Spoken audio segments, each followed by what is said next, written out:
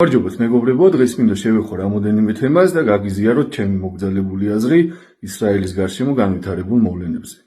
რამოდენიმე ქვეყანამ, მათ შორის დიდმა ბრიტანეთმა, კანადამ და ავსტრალიამ სცნეს ეგრეთ წოდებული არარსებული სახელმწიფო პალესტინა, რითიც მათ კიდევ ერთხელ დაამტკიცეს თავიანთივე უსუსურობა და გვაჩვენეს ის, რომ მათ საბოლოოდ დაკარგეს გავლენები თავიანთივე ქვეყანაში.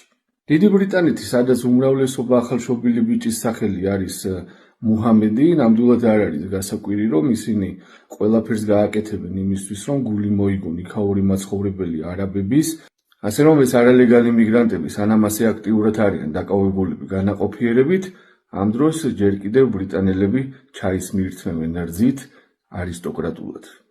ისტორიას რომ გადავხედოთ, ბრიტანელები არც არასდროს არ ყოფილან ებრაელების მიმართ კეთილგანწყობილები. მე მოგიყვანთ ერთ-ერთ ფაქტს, რომელიც მოხდა 1939 წელს, როდესაც დაიწყო მასობრივი დევნა ებრაელების ნაცისტების მიერ, ბრიტანელებმა გამოსცეს ეგრეთ წოდებული თეთრი წიგნი, რომელმაც საკმაოდ შეზღუდა ებრაელების მიგრაცია ისრაელში. ამანაც საკმაოდ ხელი შეუწყო ნაცისტებს ებრაელების განადგურებაში. გადავხედოთ დღევანდელი ევროპის მდგომარეობას და მაგალითად მოვიყვანოთ საფრანგეთი, სადაც აბსოლუტური ანარქია ტრიალებს.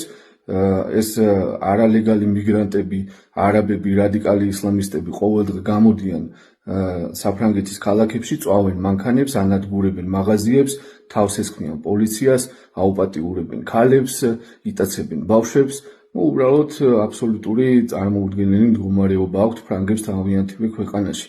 და დღეს ეს ქვეყანა გამოდის და აღიარებს ეგრეთ წოდებულ პალესტინას. რა თქმა უნდა, ეს არის სასაცილო და ეს არის ფაქტი, რომ ისინი უბრალოდ ყიდიან თავიანთ ქვეყანას, მათ არ შესწევთ ძალა, რომ გაუმკლავდნენ იმ სიბოროტეს, რაც თავიანთ ქვეყანაშივე თვითონვე ჩააბუდეს და იმიტომ რომ მოიგონ იმ არაბების გულები, რომლებიც დღეს იქ ცხოვრობენ, ისინი ყველაფერს გააკეთებენ, რომ ისრაელს გადაუდგნენ და ამიტომაც აღიარებენ ეგრეთ წოდებულ პალესტინას, რადგან ფრანგები არიან შეშინებულები, საფრანგეთის ხელისუფლება არის მშიშარა ხელისუფლება და რა თქმა უნდა, ევროპული მედიაც არ აშუქებს ყველაფერს, რაც ევროპაში ხდება, ამა თუ იმ მიზეზების გამო, მაგრამ ჩემი მოგრძალებული აზრით, საკმაოდ დიდი დაფინანსება მოდის არაბული ქვეყნებიდან, რომლებსაც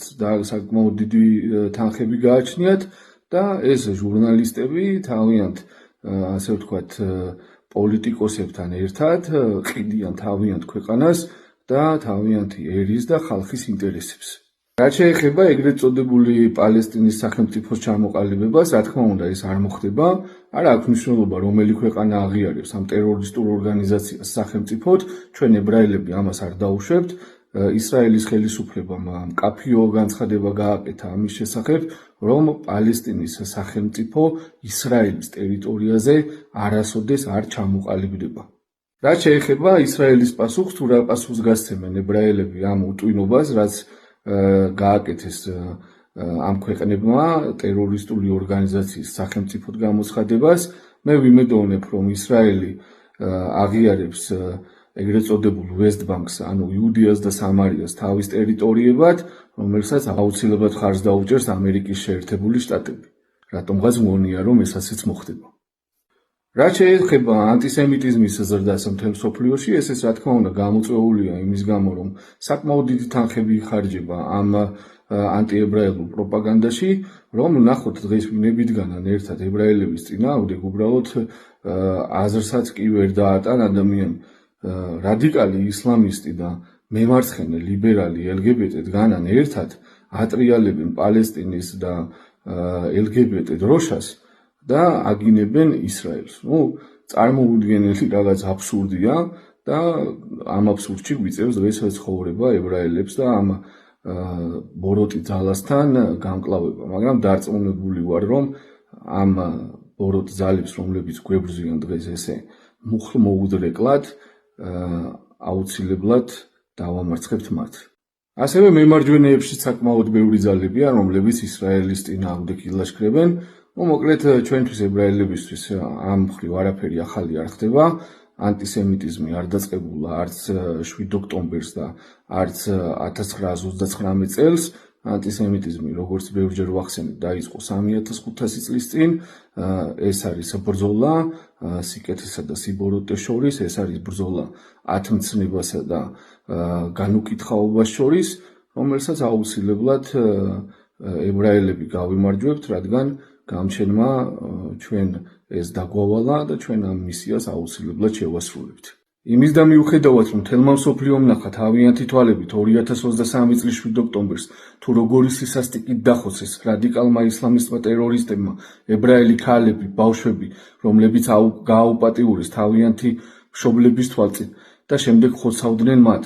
ეს ყველაფერი ასახულია მათივე ვიდეო კადრებზე. ტერორისტები წერდნენ ვიდეოებს და შემდეგ ავრცელებდნენ ამას სოციალურ ქსელში.